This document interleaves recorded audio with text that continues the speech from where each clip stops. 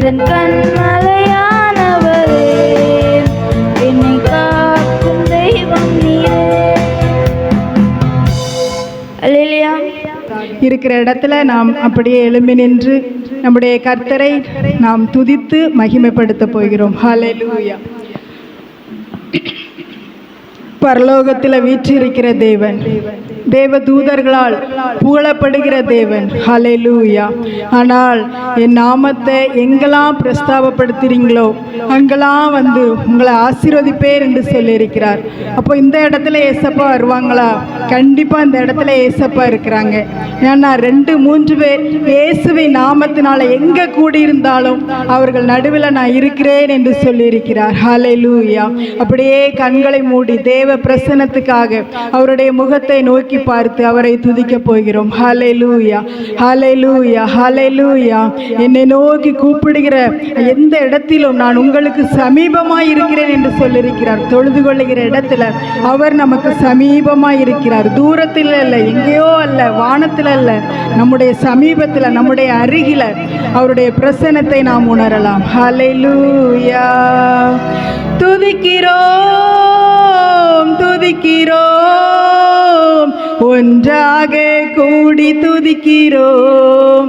அல்லேலூயா. துதிக்கிறோம், துதிக்கிறோம், ஒன்றாக கூடி துதிக்கிறோம். கரங்களை தட்டி பரலோகமே உம்மை துதிப்பதா, கர்த்தாவே அங்கே வாழ்கிறீர். ஆலயத்தில் உம்மை துதிக்கிறோம்,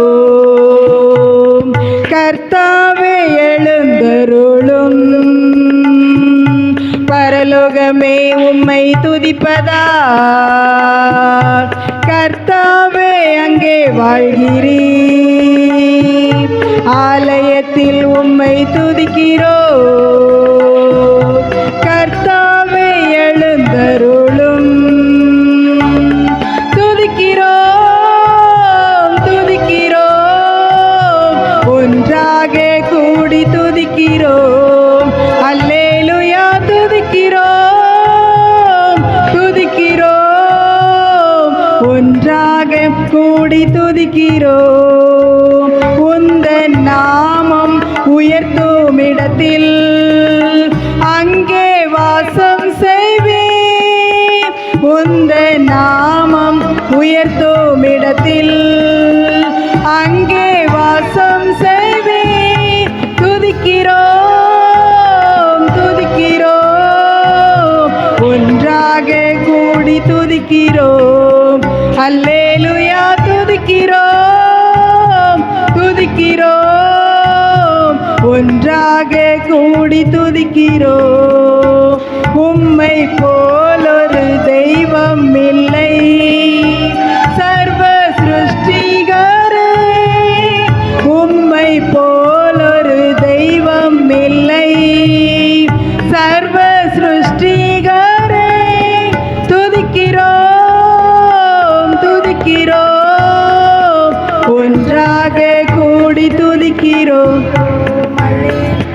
துதிக்கிறோம், துதிக்கிறோம், ஒன்றாக கூடி துதிக்கிறோம். துதியும் கனமும் மகிமை எல்லாம் உமக்கே செலுத்துகிறோம். துதியும் கனமும் மகிமை எல்லாம் உமக்கே செலுத்துகிறோம். துதிக்கிறோம், துதிக்கிறோம், ஒன்றாக கூடி துதிக்கிறோம். அல்லேலூயா. துதிக்கிறோம், துதிக்கிறோம், ஒன்றாக கூடி துதிக்கிறோம். உந்தன் நாமம் உயர்த்தும் இடத்தில் அங்கே வாசம் செய்வேன். எல்லாரும் வாய்களை திறந்து கர்த்தரை ஸ்தோத்திரித்து மகிமைப்படுத்துவோம். உயர்த்தும் இடத்தில் அங்கே வாசம் செய்வேன். துதிக்கிறோம், துதிக்கிறோம், ஒன்றாக கூடி துதிக்கிறோம். அல்லேலூயா. துதிக்கிறோம்,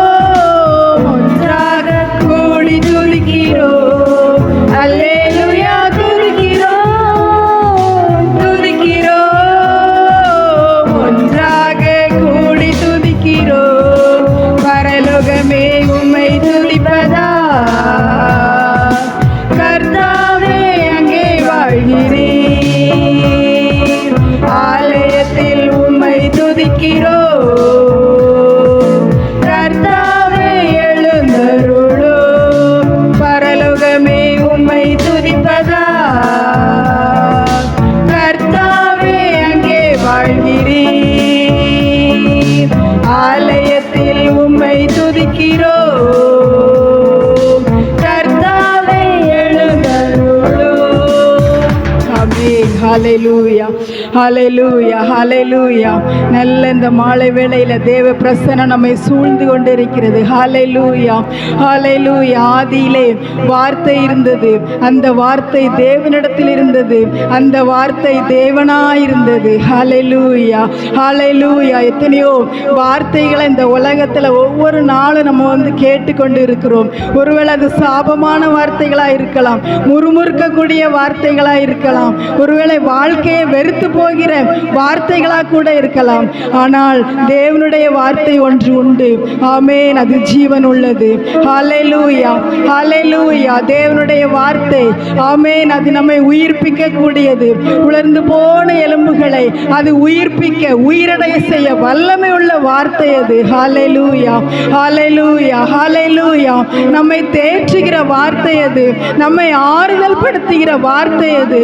ஆமென். நம்மை எச்சரிக்கிற வார்த்தை அது, நம்மை வழிநடத்தி செல்லுகிற வார்த்தை அது. ஹalleluya ஹalleluya. அந்த வார்த்தை தான் இயேசு கிறிஸ்து. ஹalleluya ஹalleluya ஹalleluya. அவர் நம்மை ஆற்றுகிறவர், தேற்றுகிறவர், அடிக்கிறவர், அரவணைக்கிறவர். ஹalleluya ஹalleluya ஹalleluya. நல்ல தகப்பனாகி அவரை நம்ம உயர்த்தி மகிமைப்படுத்துவோம். ஹalleluya ஹalleluya ஹalleluya ஹalleluya. ஒவ்வொரு நாளும் நம்மோடு கூட பேசக்கூடிய வார்த்தை எது என்றால் அது இயேசுவின் வார்த்தைகள் மாத்திரமே. ஆமென். நம்முடைய உள்ளத்தில் கிரியை செய்யக்கூடியது. ஆமென். உலர்ந்து போன, செத்து போன ஆத்மாவை கூட அது உயிர்ப்பிக்க வல்லமை உடையது. ஹalleluya ஹalleluya ஹalleluya. பல கோடி வார்த்தைகள் நான் கேட்ட போதும் இயேசுவே நீர் பேசும் ஒரு வார்த்தை போதும். பல கோடி வார்த்தைகள் நான் கேட்ட போதும் இயேசுவே நீர் பேசும் ஒரு வார்த்தை போதும். ஓர் ஆயிரம் ஜீவன் உயிர் வாழுமே, ஓர் ஆயிரம் ஜீவன் உயிர் வாழுமே. உம் வார்த்தையில் உண்டு அற்புதமே, உம் வார்த்தையில் உண்டு அற்புதமே.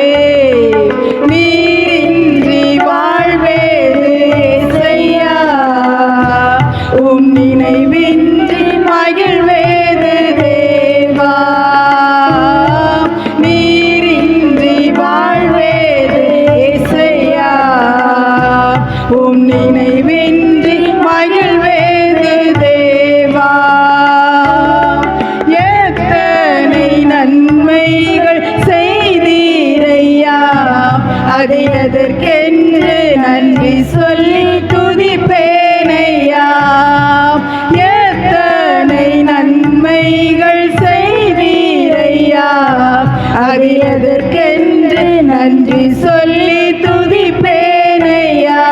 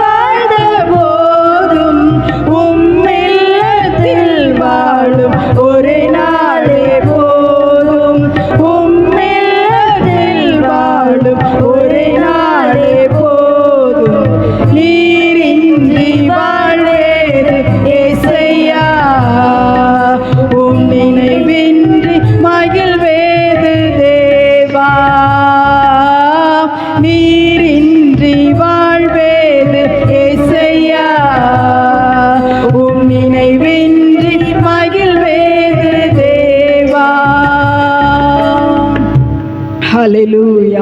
அப்படியே நம்முடைய கரங்களை உயர்த்தி ஆமென். தேவ சமூகத்தில் அப்பா உம்மை ஆராதிக்கிறோம் அப்பா. உடைய சமூகத்தில் ஆமென் பரிபூரண ஆனந்தம் எங்களுக்கு கிடைத்திருக்கிறதப்பா. ஹalleluya ஹalleluya. எல்லாரும் தேவ சமூகத்தில் ஆமென் கரங்களை உயர்த்தி ஹalleluya ஹalleluya ஹalleluya. மகிமை உமக்கே, துயாதி துயவர்க்கே மகிமை, துதிகன மகிமை எல்லாம் உமக்கே. ஹalleluya. அப்பாவும் நீரே, அம்மாவும் நீரே, அப்பாவும் நீரே, அம்மாவும் நீரே, நான் உந்தன் பிள்ளை என்றோ, நான் உந்தன் பிள்ளை என்றோ. அப்பா நான் உம்மை பார்க்கிறேன், அன்பே நான் உம்மை துதிக்கிறேன். அப்பா நான் உம்மை பார்க்கிறேன், நல்ல மேய்ப்பன் நீர்தானே. ஆமே, நல்ல மேய்ப்பன் நீர்தானே, நான் உந்தன் ஆட்டுக்குட்டி. எல்லாரும் வாய்களை திறந்து சொல்லுவோம், நான் உந்தன் ஆட்டுக்குட்டி. அப்பா நான் உம்மை பார்க்கிறேன், அன்பே நான் உம்மை துதிக்கிறேன். அப்பா நான் உம்மை பார்க்கிறேன், ஜீவநீரூற்று நீர்தானே, ஜீவநீரூற்று நீர்தானே, உந்தன் மேல் தாகம் கொண்டே, உந்தன் மேல் தாகம் கொண்டே. அப்பா நான் உம்மை பார்க்கிறேன், அன்பே நான் உம்மை துதிக்கிறேன். அப்பா நான் உம்மை பார்க்கிறேன்.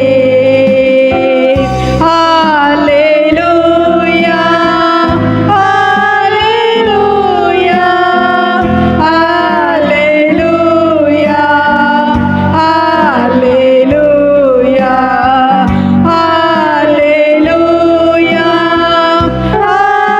ஹalleluya ஹalleluya ஹalleluya. அப்பா உம்முடைய சமூகத்தில் எங்களுடைய துதி ஸ்தோத்திரங்கள் எல்லாவற்றையும் நீர் ஏற்றுக்கொண்டதற்காக நன்றி. தாழ்த்தி அர்ப்பணிக்கிறோம் இயேசுவின் நாமத்தில் பிதாவே, ஆமென். ஞானம் இந்த நாளில் நீங்கள் ஸ்டூடெண்ட்ஸ்லாம் வந்திருக்கிறீங்க, ஆனால் அதுக்காக நான் ப்ரிப்பேர் பண்ணல. அறிவை பற்றி பேச போகிறோம். ஹல்லேலூயா. அறிவு அப்படிங்கிறது என்னன்னா, இது பல வருடங்கள், பல நாட்கள், பல நேரங்கள் ஆண்டவர்கிட்ட கேட்டிருக்கிறேன். ஏன்னா படிப்பு அப்படிங்கிற ஒரு விஷயம் வந்து பிரதானமாக இந்திய தேசத்துக்குள்ளே வந்தது கிறிஸ்துவை அறிவிக்க வந்த மிஷினரிகள். அவங்க தான் என்ன செஞ்சாங்க, உள்ளே கொண்டு வரும். இப்போ உள்ள கிறிஸ்தவர்கள் அந்த மாதிரி இல்லை. அப்போ அவங்க தியாகத்தோடு காரியத்தை செஞ்சாங்க. அந்த படிப்பு அவங்க கொடுத்தாங்க. நிறையா நீங்கள் பார்த்தீங்கன்னா நேசரேத்திலிருந்து நான் தூத்துக்குடி அந்த கப்பல் இருக்கும்ல அந்த ஏரியாவில் அந்த ஒரு கம்பெனியில் வேலை பார்க்கும்போது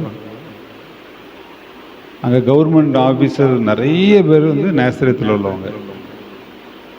ஏன்னா அந்த காலகட்டத்தில் படிக்க வாய்ப்பு, நேசரத்தில் காலேஜ் இருந்ததுனால படிக்க வாய்ப்பு.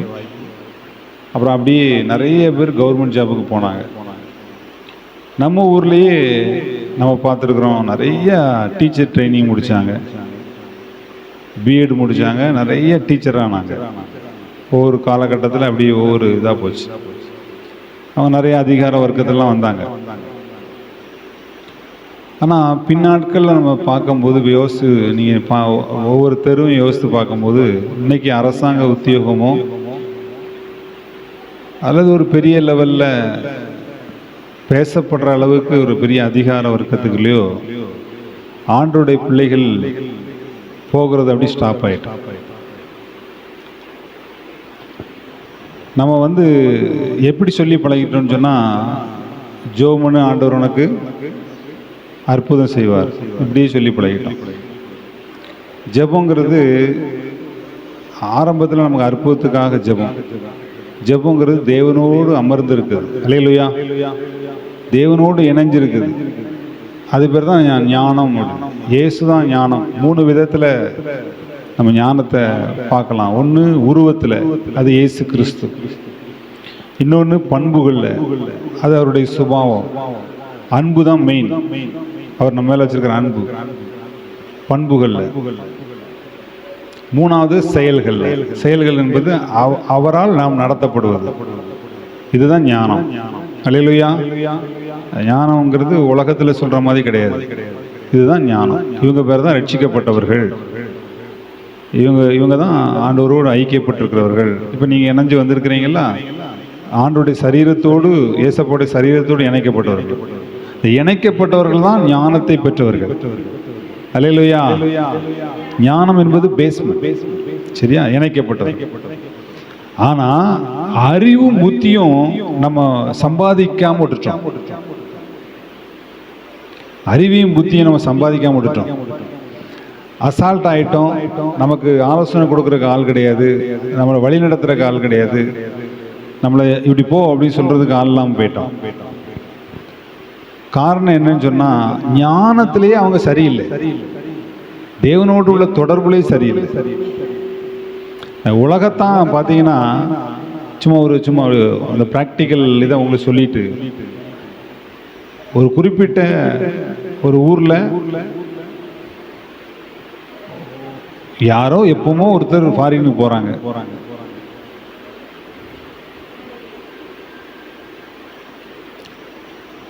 இன்னைக்கு பார்த்தீங்கன்னா அந்த ஊரே அயல் நாட்டுக்கு போய், சம்பாத்தியத்தை மட்டும் சொல்லலை, நான் என்ன சொல்கிறேன்னா அந்த தொடர்பு ஒரு ஊரே அந்த அந்த ஃபாரினுக்கு, அந்த குறிப்பிட்ட கண்ட்ரிக்கு போயிட்டு அல்லது குறிப்பிட்ட ஃபீல்டுக்குள்ளே போயிட்டு அவங்க ஷைன் பண்ணி வேறு லெவலில் இருக்கிறாங்க. நானும் யோசித்து பார்க்கேன், ஒரு சபைன்னு ஒன்று இருக்குது, எல்லாரும் கூடி வராங்க, எல்லாம் ஒன்று சேர்ந்து வேலை பார்க்காங்க. ஆனால் ரேர் தான் ஒருத்தன் ஒரு ஃபீல்டுக்குள்ளே போயிட்டு இன்னொருத்தன் அந்த அதே ஃபீல்டுக்குள்ளே போகிறதுங்கிறது ரொம்ப ரேராக இருக்கு.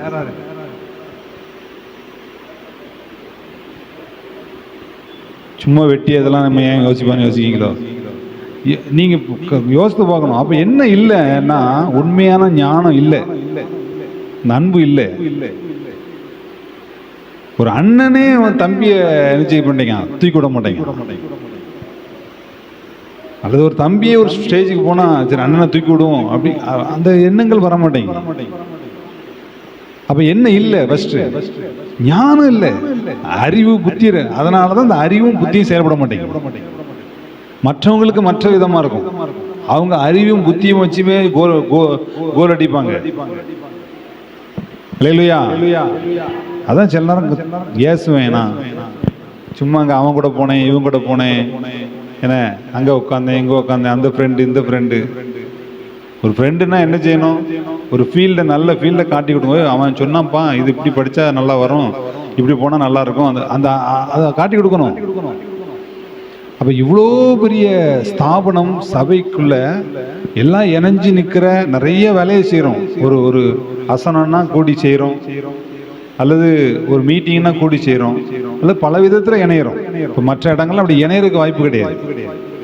அதுக்கு தான் இந்த மாதிரி திருவிழா ஃபங்க்ஷன்லாம் வைக்கிறாங்க, இணைஞ்சு எல்லாரும் சேர்ந்து நல்லா இருக்கணும்னு சொல்லி. ஆனால் எந்த அளவுக்கு அது நமக்கு பிரயோஜனமாக இருக்குன்னு பார்த்தா பர்சன்டேஜ் ரொம்ப கம்மி. அல்லேலூயா. நமக்கு நமக்கு அந்த லிங்க் கிடைக்கவே இல்லை. அப்போ என்னன்னா, அவன் ஞானமே இல்லை. ஞானம்ங்கிறது தேவனோடு உள்ள அன்பினால் உண்டாகிற தொடர்பு, ஐக்கியத்தினுடைய விளைவு. இதுவே சரி கிடையாது. அதுக்கப்புறம் தான் அறிவு. அல்லேலூயா.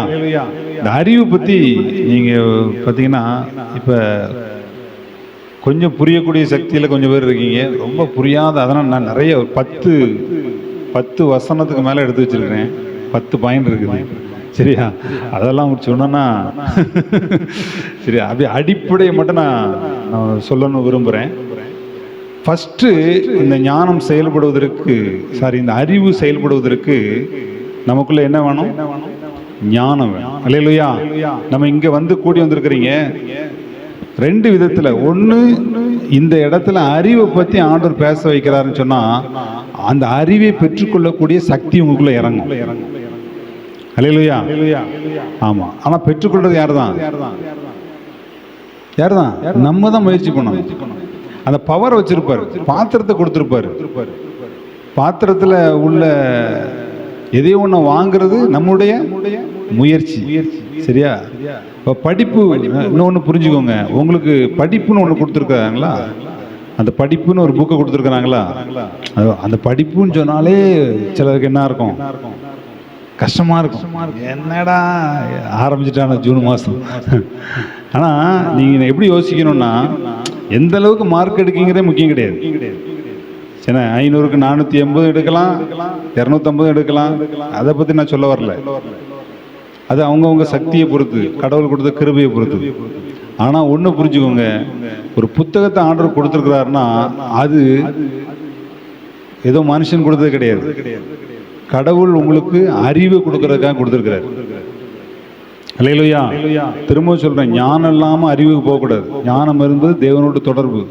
3 விதத்தில் தொடர்பு கொள்ளணும். ஒன்று ஜெபம், இன்னொன்று துதி ஸ்தோத்திரங்கள், இன்னொன்று வேதவசனம். அதை தான் நம்ம செய்கிறோம். ஐக்கியம் ரொம்ப முக்கியம். இதில் தான் நம்ம தேவனோடு தொடர்பு ஞானத்தை அடைகிறோம். இந்த ஞானத்துக்குள்ள சக்தி இருக்குது, அறிவுங்கிற சக்தி இருக்குது. அல்லேலூயா. உங்களுக்கு நீங்கள் இருக்கிறத விட்டு பறக்கிறதுக்கு முயற்சி பண்ணக்கூடாது. உங்களுக்கு என்ன கடவுள் வச்சிருக்காரு, என்ன கொடுத்துருக்காரு, இன்னைக்கு என்ன செய்யணும், உங்களுக்கு முன்னாடி என்ன பாடம் இருக்குது, உங்களுக்குள்ள என்ன வாழ்க்கை இருக்குது. இப்போ அதை பற்றி நான் சில பேர் ஏதாவது ஒரு கோர்ஸில் போய் சேர்ந்துருவாங்க. சேர்ந்த ஒரு அங்குள்ள பயலோ சொல்லுவானு, இதெல்லாம் வேலைக்கு ஆகாதுடா, இதெல்லாம் என்ன செய்யாது, உனக்கு வாய்ப்பு கிடையாது. இந்த அவன் பாரு இவன் இப்படி போயிட்டான், இவன் பாரு அப்படி போயிட்டான், இது பாரு இப்படி போயிட்டு அப்படின்னு சொல்லுவாங்க. இது ஒரு பிசாசுடைய வேலை. கடவுள் நம்மளை ஒரு இடத்துல கொண்டு வச்சிருக்காருன்னா வாய்ப்பே இல்லாத இடத்துல வாய்ப்பை உருவாக்குவார். அல்லேலூயா. ஆமா, நீ செய்ய வேண்டியது உனக்கு முன்னாடி என்ன கையில கொடுத்துருக்குறாங்க அதை என்ன செய்யணும்? படிக்கணும். படிப்புங்கிறது நான் புக்கை மட்டும் சொல்லலை. சரியா? ஏதோ வேற ஏதோ ஒன்று கற்றுக் கொடுக்குறாங்க. ஒரு பாட்டு கற்றுக் கொடுக்குறாங்க, உன் முன்னாடி வாய்ப்பு இருக்குதா கற்றுக்கொள். ஒரு மியூசிக் கற்றுக்கொள், வாய்ப்பு இருக்குதா கற்றுக்கொள். ஒரு கம்ப்யூட்டர் வாய்ப்பு இருக்குதா கற்றுக்கொள். அதை எப்படி கற்றுக்கொள்ளணும்? முழு இருது ஒன் மைண்டாக கற்றுக்கொள்ளணும். அல்லேலூயா. முதல்ல பார்த்தீங்கன்னா, எதையும் பெற்றுக்கொள்வதற்கு ஏதோ ஒன்று நம்ம செலவழிச்சு தான் ஆகணும். நீதிமொழிகள் 2ஆம் அதிகாரம் 4ஆம் வசனத்தை எடுத்துக்கொள்ளுங்க, வாசிப்போம். அதை வெள்ளியை போல் நாடி புதையல்களை தேடுகிறது போல் தேடுவாயாய். 2 விஷயத்தை வச்சுக்கணும். ஒன்று, தேவனுக்கு அடுத்த காரியம் ஞானம். சரியா? அப்ப தேவன் என்று சொன்ன உடனே எப்படி பிரிக்க கூடாதுன்னா, அவர் பரலோகத்தில் இருக்கிறாரு, அவருடைய சாயல்ல இருக்கிறாரு, அவரை நம்ம நினைச்சிடும் ஆவியில நம்ம ஆராதிக்கிறோம், அவரோட தொடர்பு கொள்றோம், பேசுறோம். இப்படி இந்த இதையே வைக்கக்கூடாது. தேவன் என்பது அந்த வார்த்தை மாம்சமாய். சாயல்கள் வித்தியாசப்படுகிறார். ஞானம் எங்கிருந்தெல்லாம் கூப்பிடுது? வழி அருகே நின்று மேடைகள் இருந்து சந்துக்கள் இருந்து ஞானம் கூப்பிடுதான். அப்படின்னா என்னது? நீங்க போற எல்லா இடத்துலயும் என்ன இருக்குது? ஞானம்ங்கிறது. ஞானம்னா யாரு? இயேசு கிறிஸ்து. இயேசு கிறிஸ்துவோடு தொடர்பு இருக்குது. அல்லேலூயா. நீங்க எங்கெல்லாம் எதெல்லாம் பார்க்குறீங்களோ, எதெல்லாம் பேசுறீங்களோ, எங்கெல்லாம் பழகுறீங்களோ, எதெல்லாம் படிக்கிறீங்களோ, அதுக்கும் கடவுளுக்கும் என்ன இருக்குது? தொடர்பு. அல்லேலூயா. ஆமா. எந்த இடத்துல நீங்க எதை செய்றீங்களோ அங்க எதை செய்யற உங்களுடைய செயல்கள்ல கர்த்தரோடு, தேவனோடு அல்லது கடவுள்ங்கிறதோடு என்ன இருக்குது? தொடர்பு இருக்கு. ஆமென். அல்லேலூயா. நீ அதை புரிஞ்சுக்கணும். அப்ப அது எல்லாம் உங்களுக்கு கடவுள் கொடுத்த வாய்ப்பு. அப்ப அங்க யார் இருப்பா? கர்த்தர் இருப்பார். சரியா?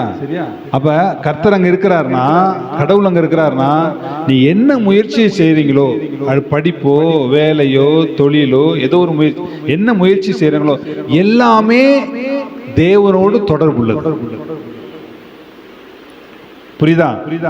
எல்லாமே உங்க கையில கொடுத்துருக்குது. அதனால தான் இப்ப இந்துக்கள் அவங்கலாம் சொல்லுவாங்க, படிப்பு வந்து ஒரு கடவுள் பேரை சொல்லுவாங்க. என்ன பேரு? கல்வி வந்து, கல்விக்கு கடவுள் யாரு? உங்களுக்கு தெரியல? தெரியாதா? சரஸ்வதி தானே?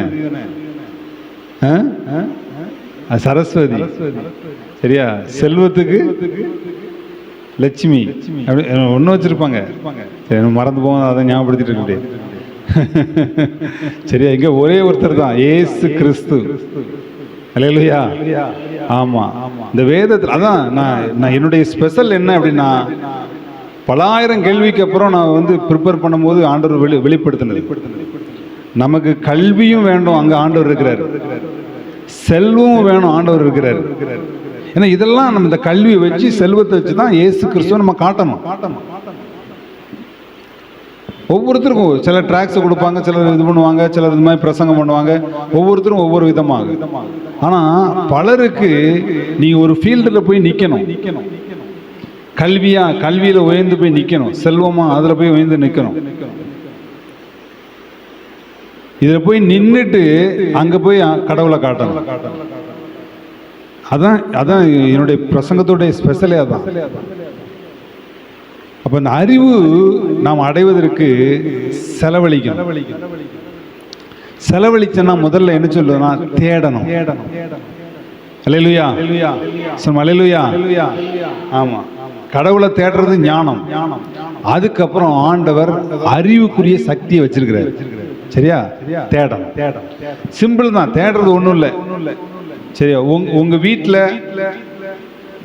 நீ எதெல்லாம் ஃபேஸ் பண்றீங்க, முதல்ல உங்களுக்கு படிப்பா, நீ படிச்சுட்டு இருந்தீங்கன்னா படிப்பை கொடுத்துருந்தாருன்னா படிப்பை உட்காந்து தேடணும். அது அப்பதான் அறிவு வரும். எப்படி தேடணுமா? புதையலை போல தேடணும், வெள்ளியை போல தேடணும். இந்த இடத்துல புதையல் இருக்குன்னு சொன்னா என்ன செய்யும்?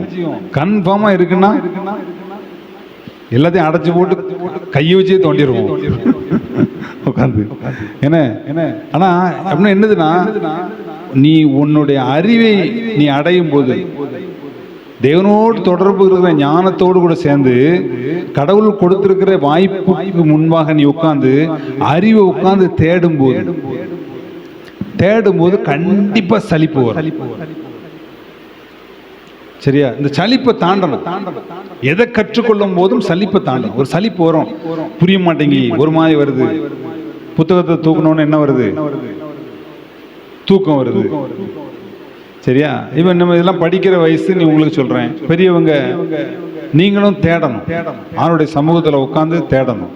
ஆண்டவரை அடுத்த ஒரு எல்லைக்கு போகணும். நாங்க என்ன ஆண்டவர்? அல்லேலூயா. ஆமா, எங்களுக்கு அந்த அறிவை தாங்க. அப்ப யார் மூலமா ஒரு ஆலோசனை வரும், யாரோடு கூட தொடர்பு கொள்ள. நான் பார்க்குறேன் இந்த பிரசங்கத்தை இப்படி, அதாவது கான்டாக்ட் பற்றி நான் பேசும்போது மனுஷனோடு கடவுள் சில தொடர்புகளை ஏற்படுத்தி தராரு. அது பேசும்போது அதுக்கப்புறம் பார்த்தோன்னா சில காரியங்கள்லாம் நான் விசாரிக்கும் போது கேட்கும்போது சிலரோடு தொடர்பு கொள்ள வைக்கிறார். கரெக்டான நபர்களோடு தொடர்பு கொள்ள வைக்கிறார். அவங்க மூலமா ஆலோசனை வரும். அதுதான் அறிவு. அல்லேலூயா. படிப்புங்கிறது இப்படி உட்கார்ந்து மட்டும் இல்லை, எவ்வளோ படிச்சிடலாம். சரியான தொடர்பு இருந்தால் தான் சரியான இடத்துக்கு போக முடியும். படிக்காமலே இருந்திருக்கலாம், சரியான தொடர்பு இருந்தால் தான் சரியான இடத்துக்கு போக முடியும். எவ்வளவு பழகுங்க, நம்ம நல்லா இருக்கணும்னு சொல்லி பக்கத்தில் உள்ளவனு விரும்ப மாட்டான். 2 நிமிஷம் தான் பேசியிருப்பீங்க, அவன் சூப்பராக ஒரு வழியை காட்டி விட்டு போயிடுவான். கேக்குதாமா? கேக்குதா? கஷ்டமா இருக்கோ? சரியா? புரியுதா? உங்க வாழ்க்கைக்கு கடவுள் இதை வச்சு பைபிளை பத்தி பேசுறாருல, நான் பேசல.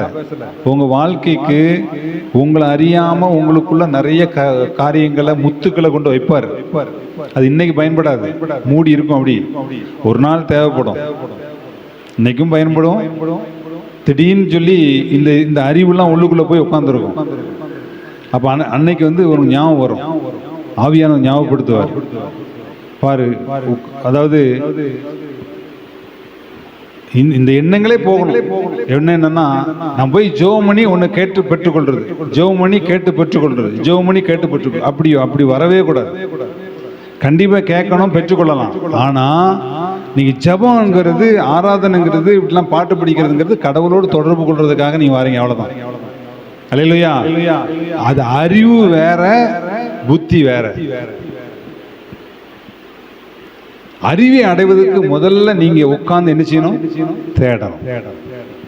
ஒரு சப்ஜெக்ட் எடுத்துக்கிட்டேன்னு வைங்களேன், உட்கார்ந்து அப்படி யோசிக்கணும், அப்படி ஜெபத்தோட யோசிக்கணும். ஏசப்பா உதவி செய்யுங்க, உதவி செய்யுங்க, உதவி செய்யுங்க. நீங்க அதை பார்த்தோன்னே இதை எப்படி படிக்க முடியும் அப்படின்னு சொன்னா என்ன செய்ய முடியாது, படிக்க முடியாது, அறிவு வராது. அல்லது அவங்க தான் படிக்க முடியும், என்னையால முடியாது. இல்ல, நீங்க டைம் ஸ்பெண்ட் பண்ணுங்க, தேடுங்க, உட்காருங்க, அதை ஆராய்ஞ்சு பாருங்க. மனச்செதறல் இருக்கக்கூடாது. மனம் ஒரு மனம், அதுக்கு டைம் ஆகும். நல்ல ஜெபம் பண்ணிட்டு நீ உட்காருங்க, பைபிள் வாசிட்டு உட்காருங்க.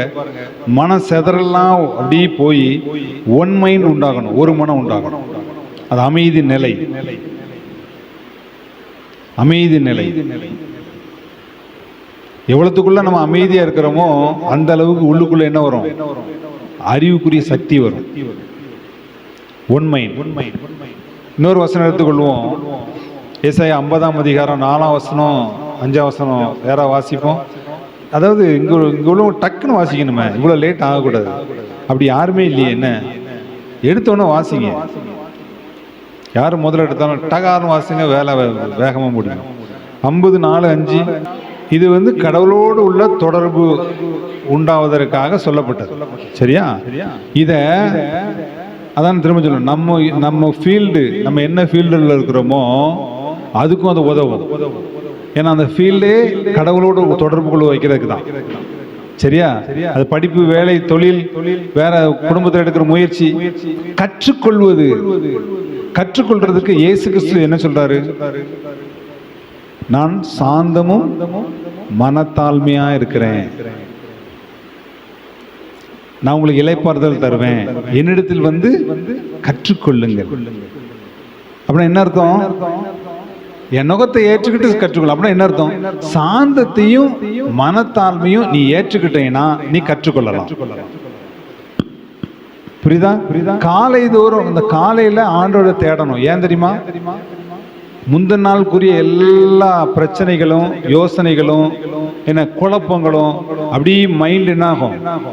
ஃபுல்லா ரெஸ்ட் ஆகி, மூளைலாம் ரெஸ்ட் ஆகி காலையில கொஞ்சம் ஃப்ரெஷ்ஷா. சரி, அது பெர்சன்டேஜ் சிலருக்கு ஃபுல் ஃப்ரெஷ் ஆயிடுவாங்க. சிலர் எழும்பும் போதே ஒரு 25% குழப்பத்தோடு எழும்புவாங்க. சரியா? ஆமா. ஆனா ஓரளவுக்கு அது ரெஸ்ட் ஆகி அமைதியாகி காலையில ஒரு அமைதியான ஒரு நேரம். அதனால அந்த அமைதியான நேரத்தில் கடவுளை தேடும் போது ஒரு மனம் உண்டாகும். ஒரு மனம் உண்டாகும் போது நம்ம ஆவியிலிருந்து அவரை உணர முடியும். கற்றுக்கொள்ற நேரமும் அது நல்ல நேரம். காலை நேரம் என்பதால் கற்றுக்கொள்றதுக்கு ஒன்றும் மேட்டர் கிடையாது. மத்தியானத்துக்கும் ஆண்டவர் கடவுள் தான், சாயங்காலத்துக்கும் அவர் கடவுள் தான், நைட்டுக்கும் அவர் கடவுள் தான். அதில் மேட்ரு என்ன அப்படின்னா, அது ஒரு ஃப்ரெஷ்ஷான எந்த மைண்டில் நிறைய விஷயம் நமக்குள்ள இருக்காது. அப்போ ஒரு மனதுக்கு நல்ல ஒரு நேரம். அதே தான் கற்றுக்கொள்றது. அதே போல சாந்தமும் மனத்தாழ்மையும். நல்லா கற்றுக்கொள்ளணுமா? படிப்பு மட்டும் சொல்லல, அது திரும்பவும் வச்சுக்கணும். ஒரு வேலையை செய்றீங்க, ஒரு தொழில் செய்றீங்க, சின்னதாக ஒரு தொழில் ஆரம்பிக்கிறீங்க, அதை செய்றீங்க, அதை ஈஸியாக கற்றுக்கொள்ளணும், அதுக்கு அடுத்த கட்டத்துக்கு போகணும், அடுத்த கட்டத்துக்கு உயரணும் அப்படின்னு சொன்னா உங்களுடைய மனது எப்படி இருக்கணும்? சாந்தமும் மனத்தாழ்மையும் அமைதியான ஒரு நிலைக்கு வரணும். அல்லேலூயா. ஆமா, இது டீச்சிங். சரியா? இது ஒரு உபதேசத்தை நீங்க கேட்டு செய்யலாம். இன்னொன்னு, உபதேசிக்கும் போது அதுக்குரிய வல்லமை ஆண்டவர் தருவார். புரியுதா? அதுக்குரிய சக்தியை தருவார், வல்லமை தருவார். அந்த அமைதி மனநிலைக்கு, அந்த அறிந்து கொள்ளக்கூடிய சக்திக்கு, சரியா, உங்களுக்குள்ள பலத்தை தருவார், உங்க ஆத்மாவில் பலத்தை தருவார், உங்க மைண்ட்ல பலத்தை தருவார், உங்களுக்கு அந்த விடுதலையை தருவார். சில நேரம் பயங்கர குழப்பமா இருந்துட்டு இருக்கும், ஒரு பிசாசும் கிரியமா இருந்துட்டு இருக்கும், அல்லது முன்னேற முடியாதவர். பார்த்தீங்கன்னா சிலருக்கு ஒரு எல்லைக்கு வரும்போது சில போராட்டம் இருக்கும், முன்னேறக்கூடிய அடுத்த ஸ்டேஜுக்கு வரும்போது சில போராட்டம் இருக்கும். இதெல்லாம் வல்லமையினால ஓடி போயிடும். அல்லேலூயா. இந்த வல்லமையே நினைச்சிட்டு ஓடக்கூடாது. நம்ம மக்கள்கிட்ட பிரச்சனை என்ன தெரியுமா? இந்த வல்லமைக்கே ஓடிட்டு இருப்பாங்க. யாரா ஜோம் பண்ணிட மாட்டாங்க, யாரா ப்ராஃபஸி சொல்லிட மாட்டாங்க, யாரா விடுதலை கொடுக்க, எங்கேயா போயிடலாமா, வல்லமைக்கே ஓடிட்டு இருப்பாங்க. வல்லமை என்பது ஒரு நேரம் 2 நேரம் முக்கியமான நேரத்தில் ஆண்டவர் வல்லமையா நினைச்சுவாரு, ஊழியக்காரன் வச்சு விடுதலை கொடுப்பாரு. ஆனா சத்தியம் உள்ள போகணும், வார்த்தை உள்ள போகணும். அல்லேலூயா. ஆமா, இப்ப உங்களுக்கு வார்த்தை உள்ள போயிட்டு இருக்குது. ஆண்டவர் நினைச்சுவாரு அற்புதமும் செய்வார், வார்த்தையின் மூலமாக நடத்தவும் செய்வார். சரி, 2 உங்களுக்கு தேவை. அல்லேலூயா. அப்ப இந்த நாள்ல மனசுல வச்சுக்கோங்க, உங்களுடைய மனது அமைதி ஆகணும். கற்றுக்கொள்வதற்குரிய சாந்தமும் மனத்தாழ்மையும் வேணும். மனத்தாழ்மை ரொம்ப முக்கியம். இவங்களுக்கு என்ன தெரியும் அப்படின்னு நினைக்க கூடாது. உங்களுக்கு மேல ஒருத்தவங்க ஆலோசனை சொல்றாங்களா, நீங்க பாத்தீங்கன்னா சில கோச் இருப்பாங்க, ஸ்போர்ட்ஸ்ல சில கோச் இருப்பாங்க, கீழே விளையாடுறவனை விட அவரு வாலிபனா இருக்கும்போது திறமையில குறையாதான் இருந்திருப்பாரு.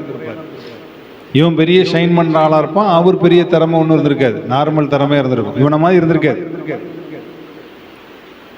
ஆனா அவர் அவ்வளவு அனுபவத்துல நிறைய ஸ்போர்ட்ஸ் மேனை பார்த்திருப்பார், நிறைய ஸ்போர்ட்ஸ் ஃபீல்டை பார்த்திருப்பார், நிறைய கேம்ஸை பார்த்திருப்பார், அதுல இருந்து நிறைய படிச்சிருப்பாரு, பார்த்து கற்றிருப்பாரு, கேள்விப்பட்டு கற்றிருப்பாரு. அதை தான் என்ன செய்வாரு, சொல்லி கொடுப்பாரு. அப்ப அவருக்கு திறமை ரொம்ப இல்லைங்கிறதுனால அவங்க என்ன செய்யக்கூடாது, அசால்ட்டா பார்க்க கூடாது. நமக்கு சொல்லி கொடுக்கிறவங்களுக்கு முன்னாடி மனத்தாழ்மையா இருக்கணும். அல்லேலூயா. அல்லேலூயா. ஒருத்தர் நல்ல ஆலோசனை கொடுக்கும் போது மனத்தாழ்மையா கேட்கணும். அது நல்லதா இருக்கலாம், கெட்டதா இருக்கலாம். அதை ரிசீவ் பண்ணதுக்கு என்ன வேணும், மனத்தாழ்மை. நீ கற்றுக்கொள்ளணுமா, உனக்குள்ள மனத்தாழ்மை இருக்கணும், மனத்தாழ்மை இருக்கணும். ரொம்ப முக்கியம் பொறுமை. காத்திருக்கிறது இருதயத்தை இளைக்கப்படும். விரும்பினது வரும்போதோ அது எப்படி இருக்கும், ஜீவ விருட்சம் போல இருக்கும். பொறுமையா எதை கற்றுக்கொண்டாலும் பொறுமை வேணும். எதை கற்றுக்கொண்டாலும் என்ன வேணும், பொறுமை வேணும். முதல்ல எடுத்தோடனே இப்ப காலேஜுக்குள்ள போறீங்க அப்படின்னா புக்கை பார்த்த உடனே அப்படியே அள்ளி உள்ள மூளையில வச்சு உள்ள இறக்கிடலாம்னு நினைக்க முடியாது. புக்கை முழுசா பார்க்கவே கூடாது. என்ன, அது பக்கத்துல இருந்து கொஞ்சம் கொஞ்சமா கொஞ்சம் கொஞ்சமா கொஞ்சம் கொஞ்சமா கொஞ்சம் கொஞ்சமா பொறுமையா படிச்சாதான் அது நிச்சயம் ஒரு முழுசா ஆகும்போது புரியும். ஒவ்வொரு நாளும் நிகழக்கூடியது. சரி, நான் மனப்பாட சக்தியை சொல்லலை, புரிகிறது சொல்றேன். சிலர் பார்த்தீங்கன்னா எக்ஸாமு கடைசி நேரத்தில் உட்காருவாங்க, கடகடன்னு படிச்சு எழுதிட்டு போயிடுவாங்க.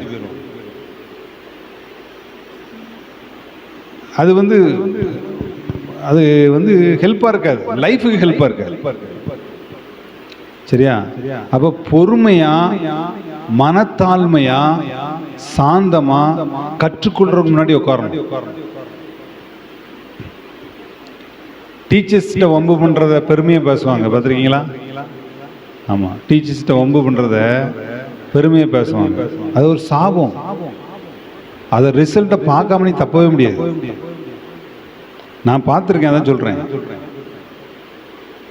ஒரு வாத்தியாரை இங்கே இடையங்குடியில் தான் போகிற வழியில் பிடிச்சி ஒருத்தன் அடித்தான். இன்னைக்கு வரைக்கும் தெருவும் திண்ணியமாக தான் அலையிறான். நானே நினச்சேன் வெளியே வந்தோன்னு முதல்ல இந்த வாத்தியாரை வெளுக்கணும் அப்படின்னு நினச்சேன். அதுக்கப்புறம் வெளியே வந்தவர் அவர் மேலே மரியாதை வந்துச்சு. அல்லேலூயா. ஆமாம், அவங்க தப்பாக பரப்பி விடுறது, வாத்திமா தப்பாக எழுதுறது. முந்தி இந்த மாதிரி வாட்ஸ்அப்லாம் கிடையாதுல்ல, தெருவில் அங்கங்கே தப்பாக எழுதி போட்டு போயிடுறது. கொஞ்ச நாள் நல்லா இருந்த மாதிரி தெரியும். அதுக்கப்புறம் ஒரு நாள் வரும், பெரிய பெரிய ஹீரோவாக இருந்தவெல்லாம் ஒரு காலகட்டத்தில் எனக்கு தெரியும், இந்த ஏரியாவில் டிஎஸ்பி எஸ்பி வரைக்கும் பேச ஒரு நபர் உண்டு. வாலிப வயசில் ஏகப்பட்ட சேட்டை. ஆனால் ஒரு காலகட்டம் வருது, சின்ன பையங்க, நான் அவருக்கு மரியாதை வச்சுருப்பேன், அவரு அவ்வளோ மரியாதை வச்சுருப்பேன். என் முன்னாடி சின்ன பையங்க கள்ளத்தூக்கி மேலே ஏறிறாங்க. அவர் தண்ணி அடிச்சிருக்காரு, அவரை கோமாளி ஆக்குறாங்க. என் கண்ணு முன்னாடி நடக்க. அவங்கெல்லாம் ஹீரோ இருந்த ஆட்கள், நானும் ரொம்ப மதிக்கிற ஆளு. என் கண்ணு முன்னாடி அவர் கோமாளி ஆக்குறாங்க, ஒவ்வொருத்தனா கள்ளத்தூக்கி எறிகிறாங்க. அதனால எதுக்கு சொல்றேன்னா, நம்ம ஹீரோயிஸ்ன்னு சொல்லி நமக்கு டீச் பண்றவங்களை, நமக்கு உபதேசிக்கிறவங்க, நம்ம நல்லா இருக்கணும்னு நினைக்கிறவங்களை என்ன நம்ம கோமாளி ஆக்கணும், அல்லது அவங்கள கிண்டல் பண்ணி தவறா பேசணும், தவறா அவங்கள இது பண்ணணும் அப்படின்னு சொல்லும்போது அதனுடைய விளைவு பயங்கரமா இருக்கும். அல்லேலூயா. கற்றுக்கொள்றவன் மனத்தாழ்மையா இருக்கணும், சாந்தமா இருக்கணும், பொறுமையா இருக்கணும். எதை கற்றுக்கொண்டாலும் நீங்க நினைக்க, உங்க முன்னாடி கொடுக்கப்பட்ட ஒவ்வொரு டூலும் கர்த்தருடைய காரியம். இங்க வந்திருக்கிறீங்களா, இங்க வந்து கேட்டுட்டு இருக்கிறீங்களா, அந்த வார்த்தையை கேட்டுட்டு இருக்கீங்களா, தற்செயல் நிகழ்வு அல்ல, தற்செயல் நிகழ்வு அல்ல. கடவுள் உங்களுக்காக ஏற்படுத்தி வைக்கப்பட்ட ஒரு நல்ல அமைப்பு, நல்ல ஊழியக்காரன், உங்களை நேசிக்கிற, உங்களுக்காக அந்த வார்த்தையை கொடுப்பதற்காக பல மணி நேரம் காத்திருக்கிற நபர்கள். உட்கார்ந்து இருக்கும் போதும், முழங்கால் போடும் போதும், நிற்கும் போதும் பலவிதமான கேள்விகளுக்கு தேவன் கொடுத்த பதில். நான் ரொம்ப சிம்பிளாக்குறேன், அதாவது நான் வேற மாதிரி வந்தேன், ஆனால் உங்களுக்கு எல்லாத்துக்கும் புரியணுங்கிறதுக்காக சிம்பிளாக்குறேன். உங்களுக்கு கொடுக்கப்பட்ட புக்கு கடவுள் கொடுத்தது, டூல். மிக தாழ்மையா அதுக்கு நேரத்தை செலவு பண்ணணும், தேடணும். அதனால என்ன பயன் யோசிக்க கூடாது. வெள்ளிய புதையல நாடுறது போல நாடி தேடணும். அதான் கற்றுக்கொள்வது. அல்லேலூயா. ஆமா, கற்றுக்கொள்வது. ஆண்டவர் வாசலை திறப்பார். நீ ஒருத்தர் உங்களுக்கு ஆலோசனை சொல்றாங்க, உங்களை விசாரிக்கிறாங்கன்னு சொன்னா மனத்தாழ்மையா அவங்கள்ட்ட பதில் சொல்லி பாருங்க. நீங்க அவங்க மைண்டுக்குள்ளே இருப்பீங்க. எனக்கு அப்படிதான், சிலர் மைண்டுக்குள்ள இருப்பாங்க, போகவே மாட்டாங்க. அவங்க என்ன செய்யறாங்க, அவங்க என்ன செய்யலாம், நம்ம எதை செய்யலாமா, இப்படியே தான் இருக்கும். பொறுமையாய் தாழ்மையா உட்காந்து கற்றுக்கொள்றவங்க, கற்றுக் கொடுக்கிறவங்க, அவங்க மனசுக்குள்ள என்ன இருக்குன்னா, இந்த பிள்ளைகள் நல்லா இருக்கணும்னு நினைப்பாங்க. டீச்சர்ஸ் நினைக்கணும், நீ எவ்வளவு படிச்சிருக்கிற முக்கியம் கிடையாது. ஒரு டீச்சர்ஸ் நினைக்கணும், இந்த பிள்ளை நல்லா இருக்கணும் அப்படின்னு மனசார நினைக்கணும். அது ஒரு ஆசீர்வாதம். அவங்களாம் உங்களுக்கு கொடுக்கப்பட்ட ஒரு தலைமை. அவங்களுக்கு முன்னாடி எப்படி இருக்கணும், மனத்தாழ்மையா இருக்கணும். கேக்குதா? அல்லேலூயா. அவங்களுக்கு தெரியுது தெரியலங்கிறது ரெண்டாவது. அவங்க உங்களுக்கு மேல உள்ள பொசிஷன்ல இருக்கிறாங்க. அவங்க உங்க முகத்தை பார்த்த உடனே எப்படி இருக்கணும், இந்த பிள்ளை நல்லா இருக்கணும், இந்த பையன் நல்லா இருக்கணும் அப்படின்னு நினைக்கணும். அது ஒரு ஆசீர்வாதம். நான் திரும்ப சொல்றேன், நல்லா படித்தவர்களுக்கும் நல்லா படிக்காதவர்களுக்கும் நான் பேசவே இல்லை. உனக்குள்ள எவ்வளவு சக்தி இருக்கோ அதன் அடிப்படையில் தான் பேசுறேன். 600க்கு 550 மார்க் வாங்கணுங்கிறதுக்காக பேசல. உனக்கு கொடுக்கப்பட்டதை நீ மிக தாழ்மையாய் பொறுமையாய் தேடி கற்றுக்கொள். ஃபெயில் ஆன கூட தப்பு கிடையாது. நான் படிச்சேன், நேரம் முடிஞ்ச ஆண்டவர் அதை பார்ப்பார். நீ டைம் ஸ்பெண்ட் பண்ணாம எதுவுமே செய்ய முடியாது. டைம், நேரத்தை ஒதுக்கணும். நீங்க யோசித்து பார்க்கணும். 24 மணி நேரம் 24 மணி நேரம் பார்த்தீங்கன்னா, இந்த ஸ்போர்ட்ஸ் பசங்களை பார்த்தா, ஏதாவது நல்லா விளையாடுற பையங்களை பார்த்தா நான் அடிக்கடி அட்வைஸ் பண்ணுவேன். அவங்க தெருவில் உட்காந்துருப்பாங்க, செல்ஃபோனை வச்சுக்கிட்டு பல மணி நேரம் உட்காந்துருப்பாங்க. கஷ்டமாக இருக்கும்.